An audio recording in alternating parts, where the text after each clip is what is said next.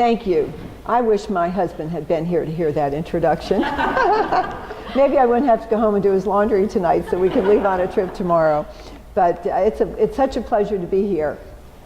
Some of you know, I know Peggy knows, and I know Bill and Sally know, but my career in West Virginia began in Grafton. I was a college roommate of Dr. Wally Murphy's youngest daughter. And when Dr. and Mrs. Murphy came to live in Grafton, their daughter Judy came with them and attended West Virginia University, where she obtained a master's degree in guidance and counseling. And during a particularly cold winter, when her parents were on a trip in Europe, I spoke to her by phone, and she was rather down. It was, you know, she and the dog in Grafton in February, and I said, well, I'll come visit you. And she said, God will reward you for your kindness, and I'll get you a blind date. And I said, oh, that's hardly necessary. We'll just spend the weekend together. And she said, no, I'll get you a blind date, who happened to be Jack Keeley, my husband. So I spent 2 years, or a year and a half actually, commuting between Dr. and Mrs. Murphy's house in Grafton and Clarksburg, visiting Jack Keeley, until we were engaged, and then his mother let me come on the weekends and stay there at her house. But so I have, you know, many fond memories of Grafton, and as Pam Johnson, my friend who's with me tonight, by the way, whose husband's uncle was Randolph Johnson, one of the people who helped found the shrine. As we were driving over here, Pam said, oh, I hope I don't get lost. And I said, I can't get lost in Grafton. I know my way around Grafton because I'm dating at the lake in the summer and living with the Murphys on weekends. So it's wonderful to be here. Also, I want to thank Marcia for this kind invitation. I feel the least among so many illustrious members of the community here, and I thank you for coming out on a Monday night. I'll try to get you out of here for Monday Night Football, and to remember that there are other things that people have an interest in. But as you know, tomorrow is Constitution Day. And I wonder how many of you know who founded Constitution Day? Oh, Marcia, you stole my thunder. That's right, Senator Byrd. Senator Byrd founded Constitution Day, which is something I didn't know till I started doing my research for this. And it was formerly known as Citizenship Day, and it was formerly known as the American Day. And the interesting thing about it is Senator Byrd passed a bill. Now, we need them again, don't we? No, not too many bills are getting through Congress right now. But this was a national observance as of 2004. That's when he set the date of September 17th as the day for, quote, citizens to commemorate the signing of the United States Constitution and learn more about our founding document. And here's a quote from Senator Byrd as well. Our ideals of freedom, set forth and realized in our Constitution, are our greatest export to the world. That is so true. Do you know that over 100 countries around the world have modeled their national constitutions on our Constitution? And we're the oldest constitution in the world. And sometimes you will hear a great debate within the courts, particularly between justices like Justice Breyer and Justice Scalia, about whether the Constitution is a living document. No one doubts that it's a living document. That debate is about something far more esoteric. But the fact that our Constitution has survived for all these years is a testament to the living ideals in that Constitution that have been embraced by so many emerging nations around the world. In fact, you heard that I'm a member of the ABA, and one of the functions of the ABA is to represent American legal principles around the world. And one of those things that we represent, and Justice O'Connor, by the way, is a great representative of this, is to promote the ideals of the American Constitution.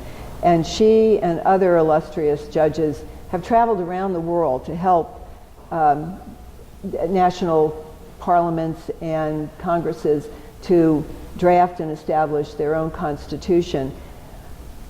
I want to move right on to why they do that. They do it for a number of reasons, but one of the primary reasons is because our Constitution was so bold and original in many ways, but key to what I do, to what Judge Moats does.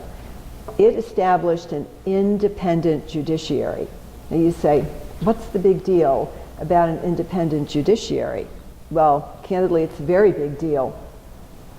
I once heard Justice Breyer give a talk about how he had met with a number of judges from Russia shortly after the fall of the Soviet Union, when Russia was beginning to emerge from all those decades and was looking at new freedoms. Those justices from Russia were very interested to learn more about the American form of justice. And after visiting with Justice Breyer at the Supreme Court building and seeing his chambers, they asked him, where is your telephone to the executive? And he said, I don't have a telephone to the executive.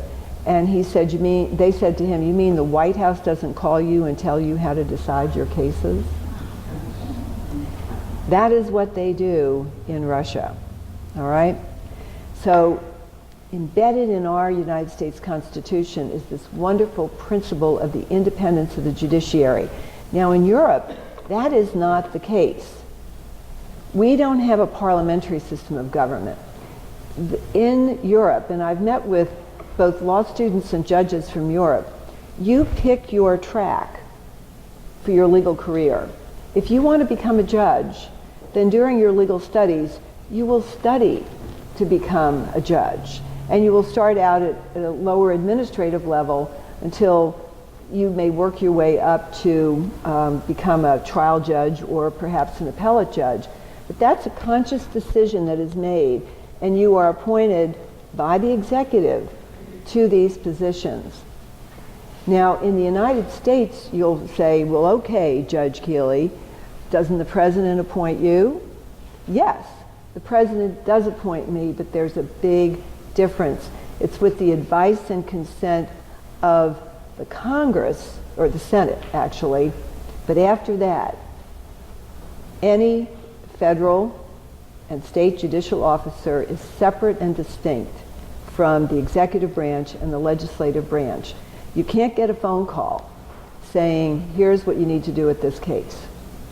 I don't know if you understand how important that is, because if you study the history of the judiciary around the world, once that concept of the independent judiciary that is unique and original to our Constitution found its way around the world, things started to change for other nations.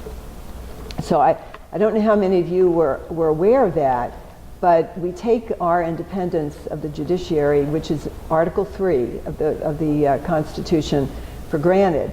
And it was something new and different at the time that the Constitution was being drafted. I'm going to talk about the Constitution, but before I do, I'm going to put it in the concrete context of my job, because I think very often it's hard to distinguish, if you don't do this work, between the parallel courts of the state and the national system. We have a federal system, with co-equal 3 branches of the federal government, and then we have the states with the state system of government, beginning with the governors, and the legislature and the judiciary.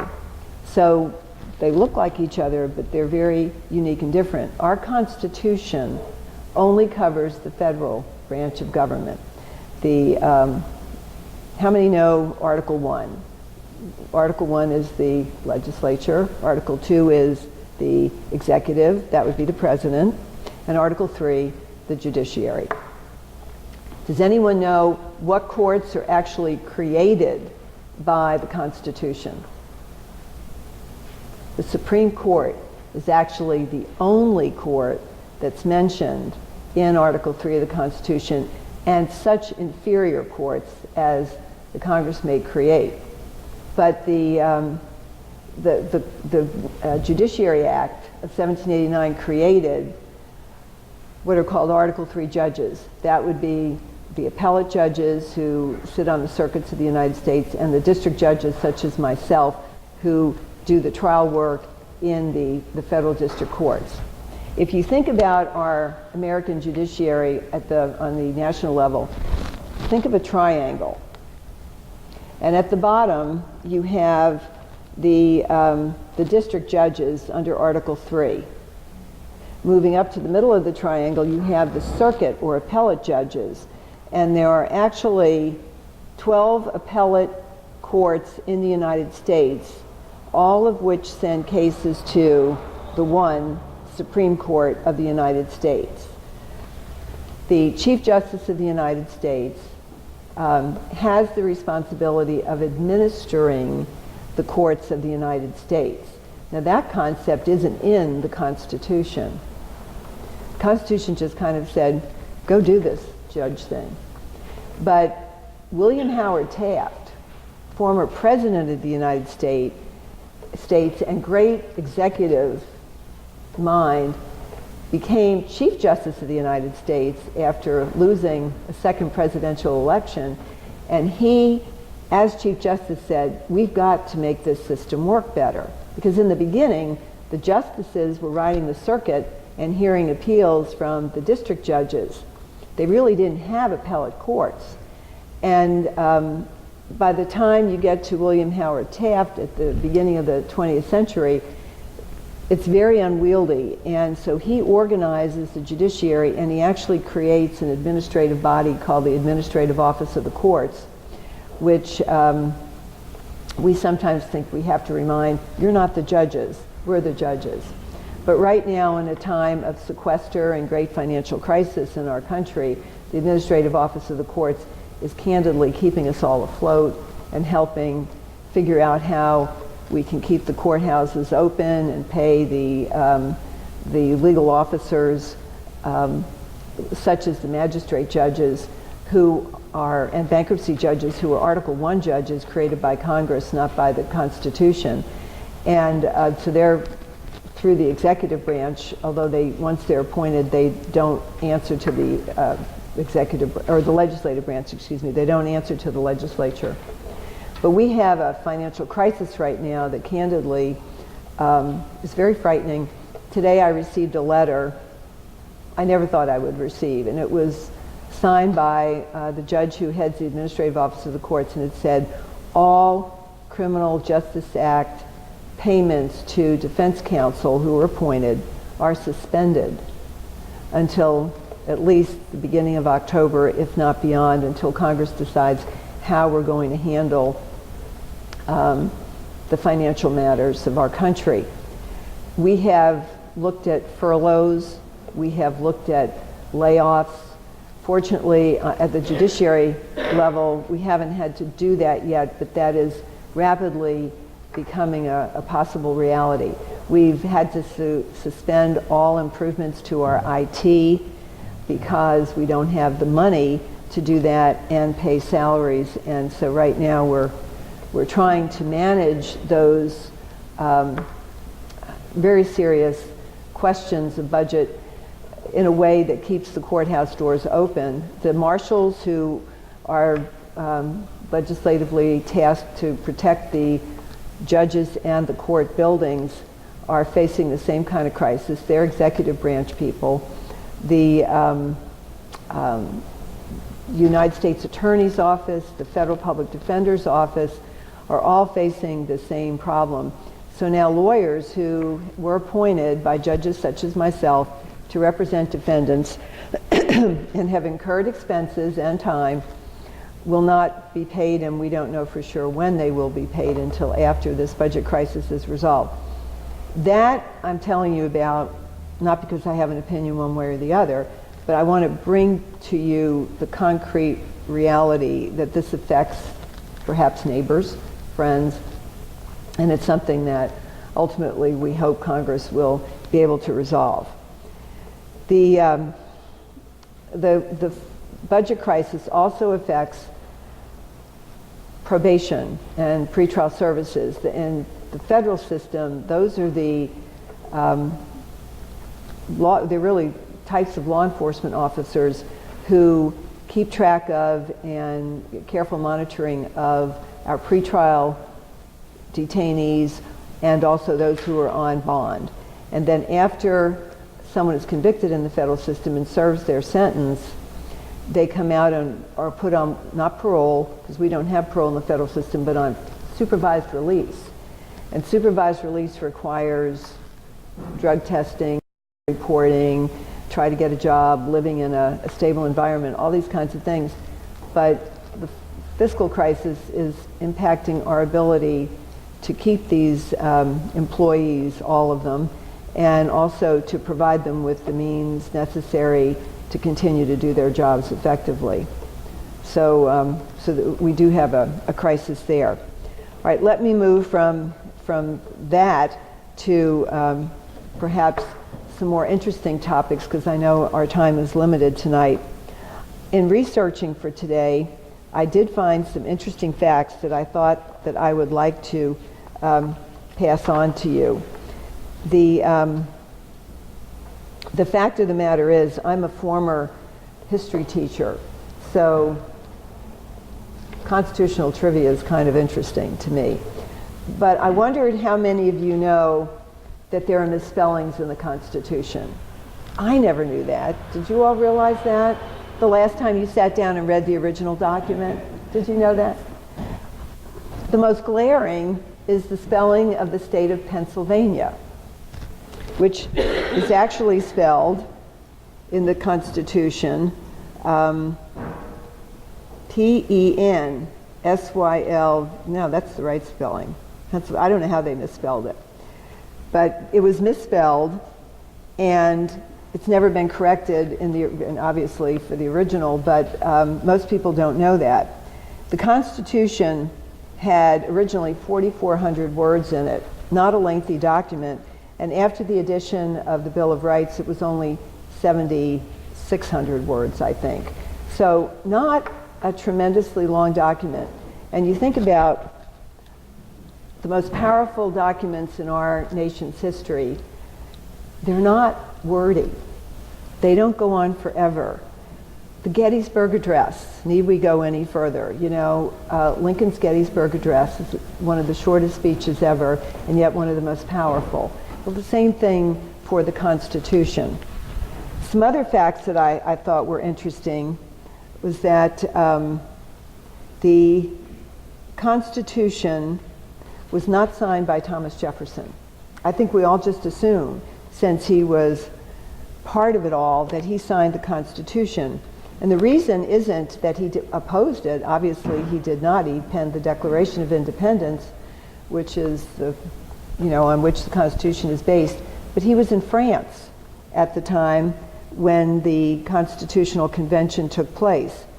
And John Adams was then in Great Britain, and he also did not sign the Constitution. And by the way, that pesky cousin of John Adams, Sam Adams, really opposed the ratification of the Constitution because he felt it was going to give too much power to large states and large agrarian landowners and business people. So he thought that it was not democratic enough.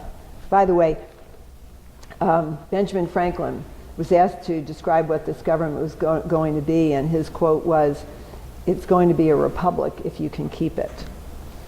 So that was interesting. He was not well at the time of the Constitutional Convention, and he was carried in on a gurney of some type for the meetings every day, and he had to be assisted up to the platform that we think of where the desk where they all came to sign it, so that he could sign it. So he was the oldest member of the Constitutional Convention. He was 81 when he signed the Constitution. He lived to be 84, I believe. Now, interestingly enough, another fact I learned was that many of the signers of the Constitution lived to be rather old. So I take from that that signing the Constitution was good for your health. But a lot of the men, and of course they were all men, did live years beyond the signing of the Constitution, some well into 1812, 1816, 1820. And most of them went on to continue with careers in public life. They were United States senators. Some became district judges appointed by the president. And some went back to become governors of their states. Now, there was one state that sent no representatives to the Constitutional Convention, and that was not by accident. It wasn't the weather was bad, they couldn't get there. They didn't want to participate. Does anybody know what state that was? Rhode Island. Okay. Does anyone know what the last state to sign the Constitution was? Rhode Island. Does anybody know when Rhode Island signed the Constitution? Long after George Washington had been elected president. So Rhode Island, the last state to sign the Constitution, kind of came at it Johnny-come-lately. And I've often thought to myself, the next time I go to Rhode Island, I'm going to look for that factoid somewhere on some state plaque or something. We're the last state to sign the Constitution. We never sent any representatives to the Constitutional Convention. They were, do you know who the father of the Constitution is, or was? James Madison. He's given the title of father of the Constitution. And of course, he and John Jay wrote the Federalist Papers that were published all over the 13 colonies, encouraging people to vote for the Constitution. It was a hotly contested election, and by no means was it guaranteed that we would pass the Constitution. And in fact, some states had more than one election on the issue. Rhode Island being one of them. So it was, I believe it was George Washington who described it as a miracle. A, that the Constitution ever got drafted, and B, that it was actually ratified. During the Constitutional Convention, I thought you might be interested to know that it was held, the deliberations were held in secret. Sorry, the press was not there. The public wasn't allowed in. There weren't minutes that were published, although they did have minutes. Why? Because if you remember, the purpose of this convention, as it was originally designed, was to edit, reform, if you will, the Articles of Confederation, correct? Nobody was sent there to come up with a new system of government. They were sent there to make the very ineffective system under the Articles better. So when they began their work behind closed doors with lips sealed, it was because they were not doing what they were sent there to do. And I think when we think about our founding fathers, we don't think of them as those radical people. I mean, who were the founding fathers?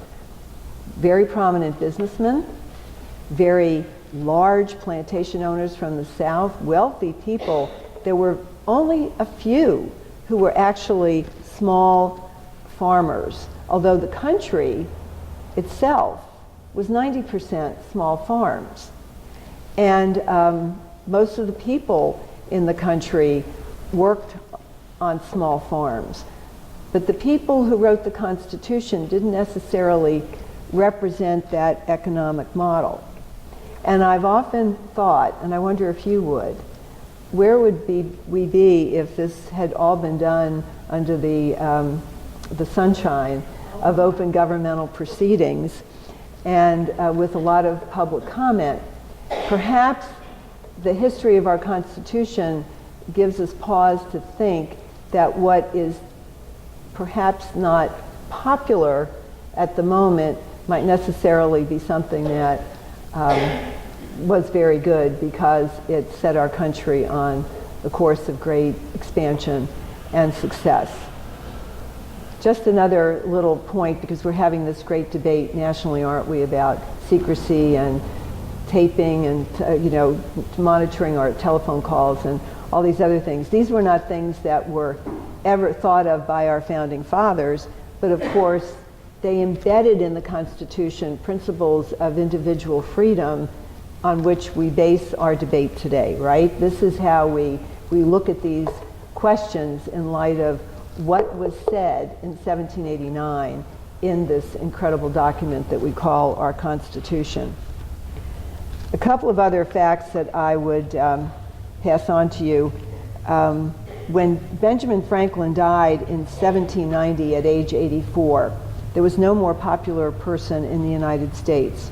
There were 20,000 mourners at his funeral. It was the largest public gathering ever until that time.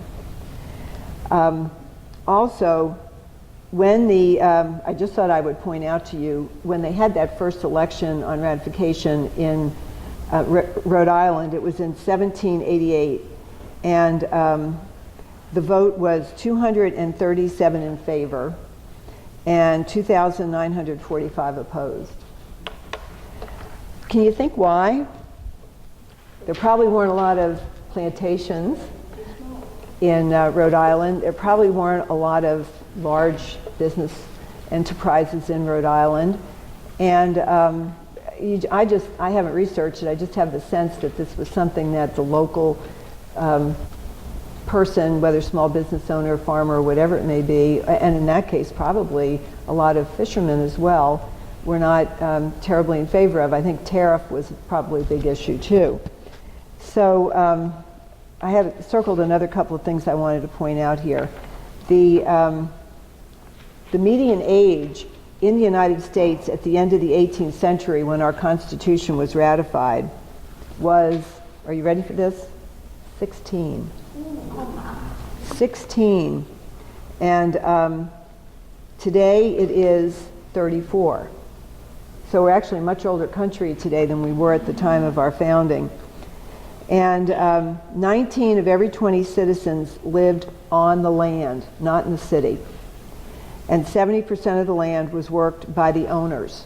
Only 30% was worked by tenants. The South was very different from the way or the plantations of the South, therefore, were very different from the typical presentation. The electoral vote in 1789 should have totaled 81 with regard to the election of President Washington, but only 69 votes were cast, so it really wasn't a unanimous election because the 2 electors from Virginia and 2 electors from Maryland did not vote. New York was entitled to 8 electoral votes, but the state legislature couldn't decide how they should vote or be chosen, so the state of New York officially didn't vote for president when Washington was elected president. I think that's amazing. William Few, F-E-W, from Georgia, was the only member to represent the yeoman farmer class, which comprised the majority of the population of the country. 19 of the members who were chosen to represent their state never attended a meeting. Now, we know there are many reasons why that could happen. They weren't funded to go. The weather was really bad. They had obligations to their families, to their farms, and to their businesses. But, I mean, we think transportation is such a non-issue today, we forget what it took to get to the city of Philadelphia in 1887. There's a term used in the Constitution that I thought was interesting, and I didn't even realize it was in there. The term is others. And what it refers to is ethnic minorities. Of course, you know about the 3/5 compromise in the Constitution, which embedded the concept of slavery in the Constitution. That occurred, I'm no expert on this, I just know, what history tells us. That occurred because the founding fathers, many of whom, the majority of whom were opposed to slavery, felt it was the only way they were going to get the Constitution passed, because they wouldn't get the votes, particularly of Virginia, South Carolina, North Carolina, unless the 3/5 compromise passed. So that compromise passed, and I think the writings that I've heard about expected that that slavery would expire on its own by about 1812. Well, we all know that didn't happen, and even though Britain abolished slavery in the early 1800s, the institution of slavery was perpetuated on the plantations themselves. But it was in the Constitution of the United States, for those who were unaware of that. Now, does anyone know whether I thought this was really interesting, and I had candidly just forgotten all about it. I'm sure it was on a quiz I had when I was a student. Does anybody know if the concept of the vice president is contained in the Constitution? The way I phrased it gives you the answer, doesn't it? It's not. The vice president is was supposed to succeed if the president died or could no longer serve. But there was no concept in the Constitution that the vice president would become the president. So I actually said that wrong. There's the concept of the vice president in the Constitution, but not that the vice president would become the president. Does anyone know when that finally became part of the Constitution? Okay, it became part of the Constitution in 1967 when the 25th Amendment was passed. The 25th Amendment actually technically made the vice president the president. Up to that point in time, every vice president, think of Truman, who succeeded to the office, was not technically the president under the Constitution. That started under President Tyler, who succeeded when Henry Harrison, right? Let me double check this. William Henry Harrison. So from 1841 until 1967, any vice president who succeeded in the office should not have been called president. I don't think Harry Truman would have cared for that very much. Marcia, you tell me. I think, am I running out of time here? Where are you? There you are. Just whenever you're ready. No, I think I just want to conclude by giving you a final overview of how I got to be a judge, now that you know something about the Constitution. There's a saying, and I think Judge Motes will appreciate this, in order to become a judge, you have to be political. You have to know a few people. In the state system, you're elected to office, so you definitely have to go out and campaign and know people. In the federal system, there's one campaign. That's the campaign to become the judge, but after you become a district or a circuit judge or justice for that matter, you're absolutely apolitical after that. You're appointed for life, and you're appointed by the president with the advice and consent of the Senate, and that is in the Constitution. Now, what does that mean? Well, that means that the way it really works is your state senators, federal, in my case, Senator Byrd and Senator Rockefeller, seek a nominee who, by tradition, is from the party of the sitting president, all right?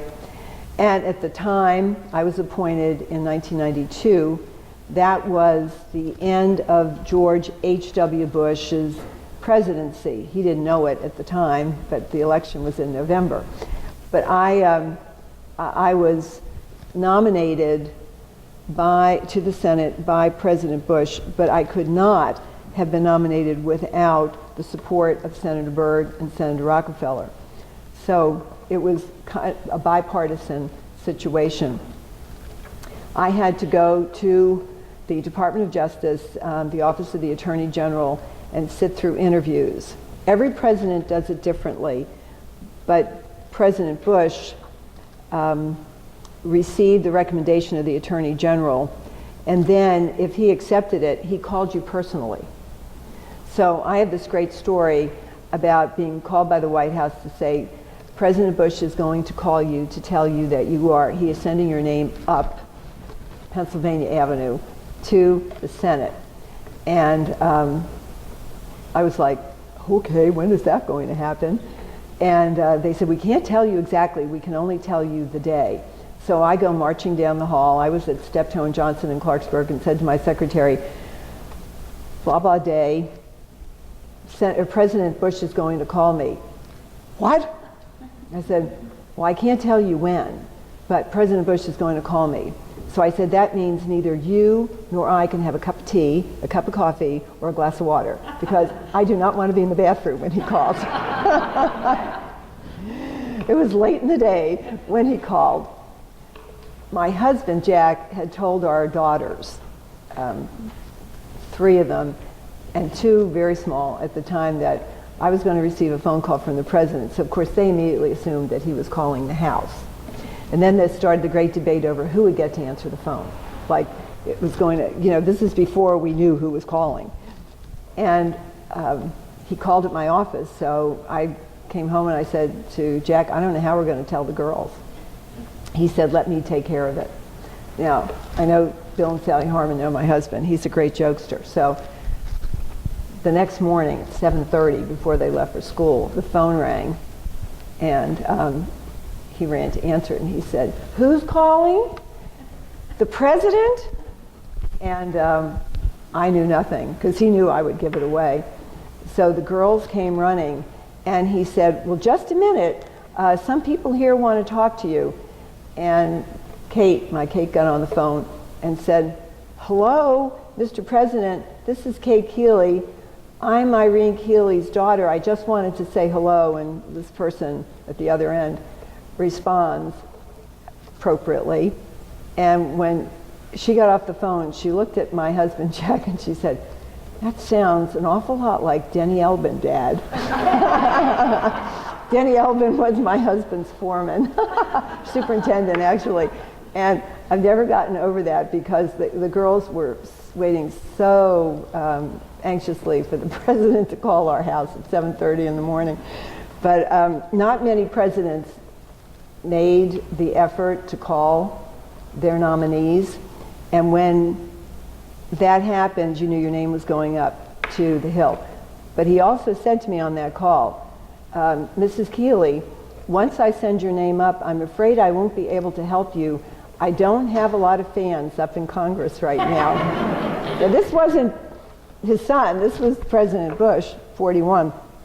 So anyway, Senator Byrd was so helpful, and in his memory, I do have to say that he was always able to work both sides of the aisle. And there was a very interesting story about my nomination, that of 3 other women, including Sonia Sotomayor, now Justice, but then for the District Court in New York, being held up by a dispute that had nothing to do with us. We just happened to be the first group of 4 women to go through, the first ever in history. And another senator decided that was a highly public issue. He was just going to hold us up because he had another battle to fight.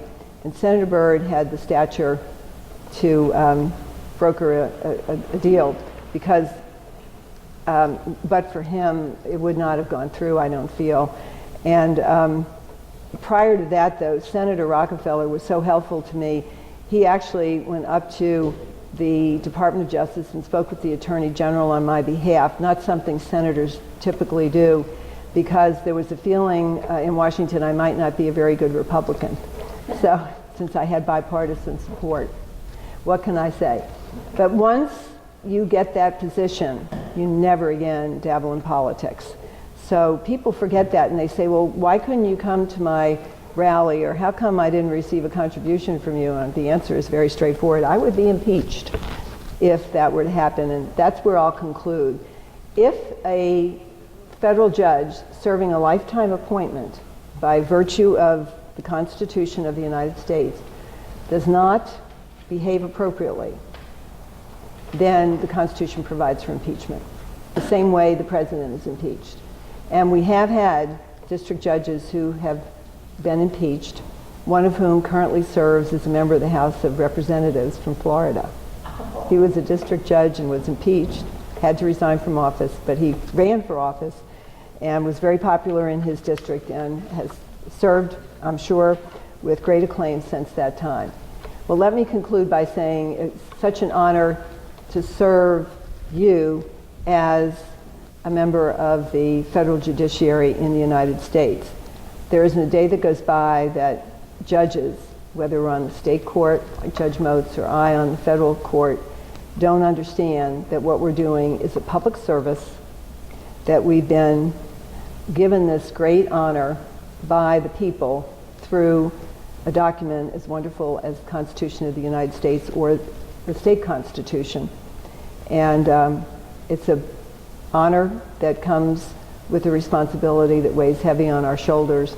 And while you may not always agree with what a judge decides, I can tell you every judge makes a decision after long, thoughtful analysis, reading of the law, and based on the facts of the case. Sometimes the press reports it in a way that makes it sound like a judge may not have carefully analyzed it. I don't think I've ever met a judge that I could say just decided something because he or she thought it was the public thing to do, or publicly popular thing to do. It's a heavy burden. It's one that we understand and respect. And I thank you for coming tonight and listening.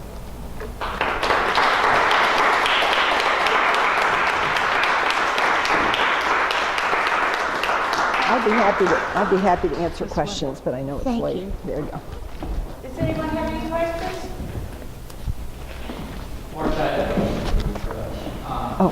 Here. I can do that.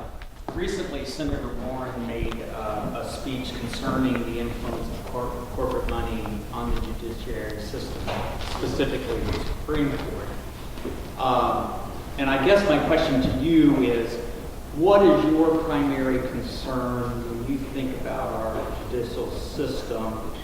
What keeps you awake? You're talking about, was that Warren Rudman?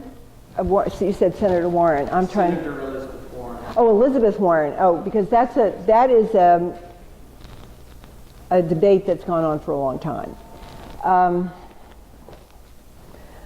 I suppose what that's referring to is the fact that today many cases go to mediation because a lot of people think it's too expensive to litigate, and that corporations, which may have more money, have the opportunity to bring heavy-duty litigation against a smaller person or a smaller corporation or something like that. And I don't think that's new.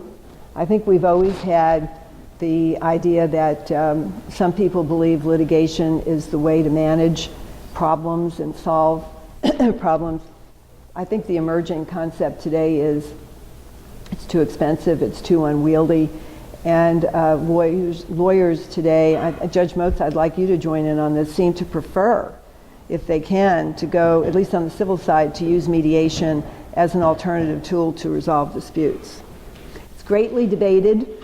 Judges such as we are figure that we're hired to try cases, and we like to do that, but I think we also understand that when you bring in jurors, you're taking them away from their work, taking them away from their families. You've heard about the cases that go on for months and months, and you wonder how are those people living their lives. Some of them have to be sequestered in very contentious cases. But always remember, everyone has that option to go to court and to allow anywhere from in a civil case, 6 to 12 persons, disinterested persons, to make the decision. I feel, whether it's the way I would have decided the case or not, jurors never make mistakes. Jurors listen carefully. How many of you have ever served as a juror?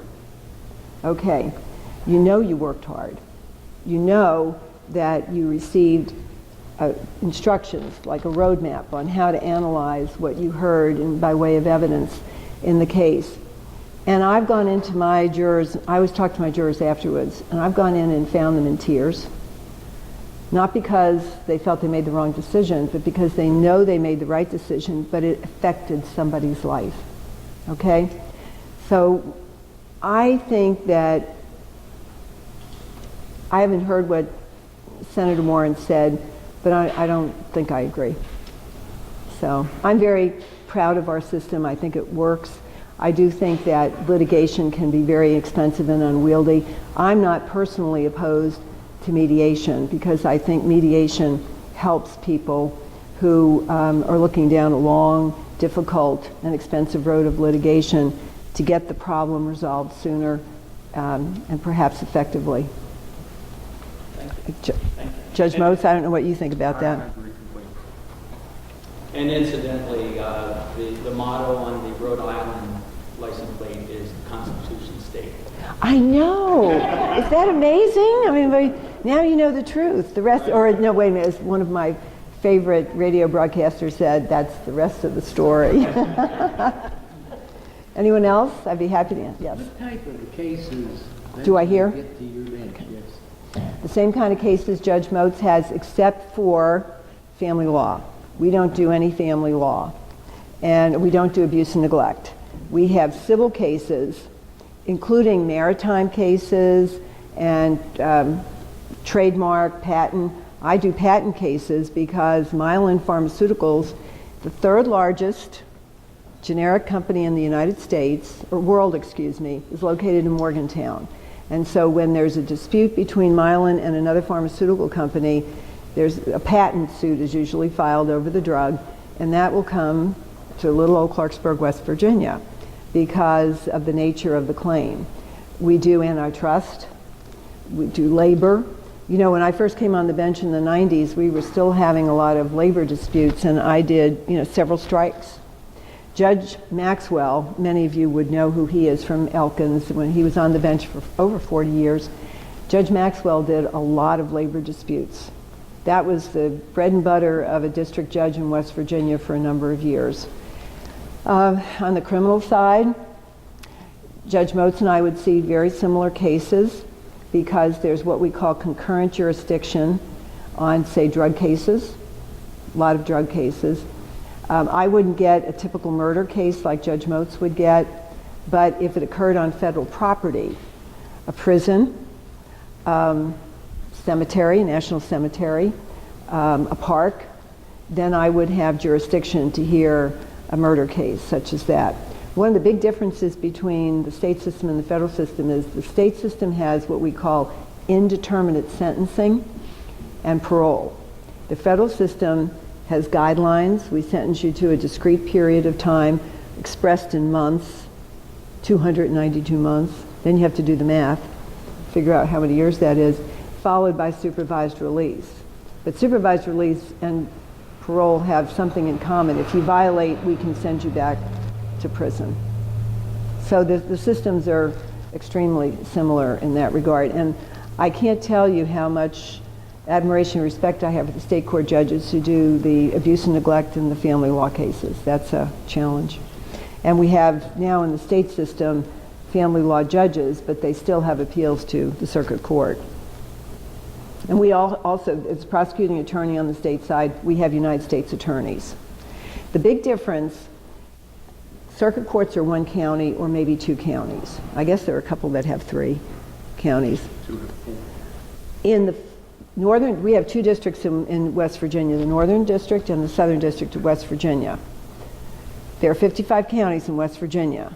Divide the line just south of Braxton County and over to the river, the Ohio River, and over to the Eastern Panhandle. And the Northern District of West Virginia covers 33 counties. Okay, and the Southern District has the others. At one time there was only one district for the entire state, but we're so geographically challenged, Congress, under the urging of then Senator Neely from Fairmont, created two districts.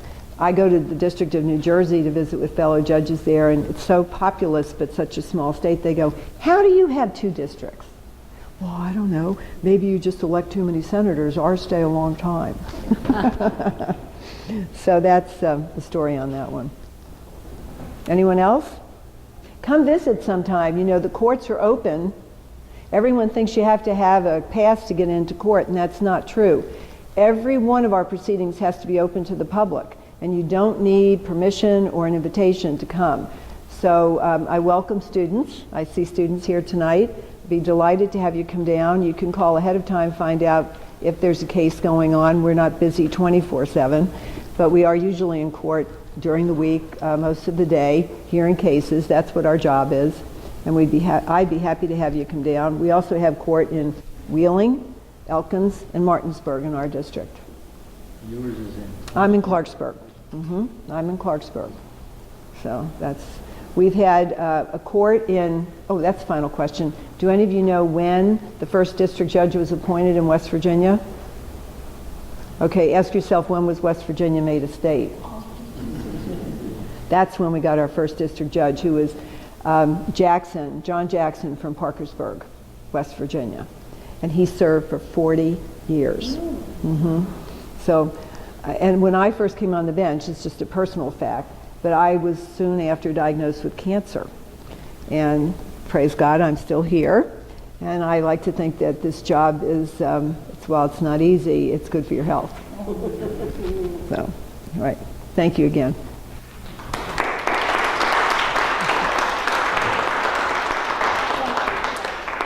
Okay. We enjoyed that very much. Thank you. We all learned a lot. I hope we can retain it for a little while. At my age, you know.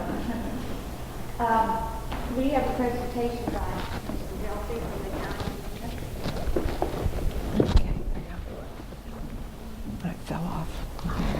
First of all, Jazz, from the Taylor County Commission, thank you very much for coming to Taylor County. And for a lady that's only 39 years old, you certainly done a fine job, and you're holding up very well. Thank you. I'm going to read a proclamation from the County Commission. Whereas we celebrate the anniversary of the drafting of the Constitution of the United States of America, whereas our Constitution stands as a testament to the tenacity of Americans throughout history to maintain their liberties and freedom, and to ensure those inalienable rights to every American. Whereas let us forever uphold the ideals of the framers enshrined in our Constitution, and let us never cease in our pursuit of the more perfect union.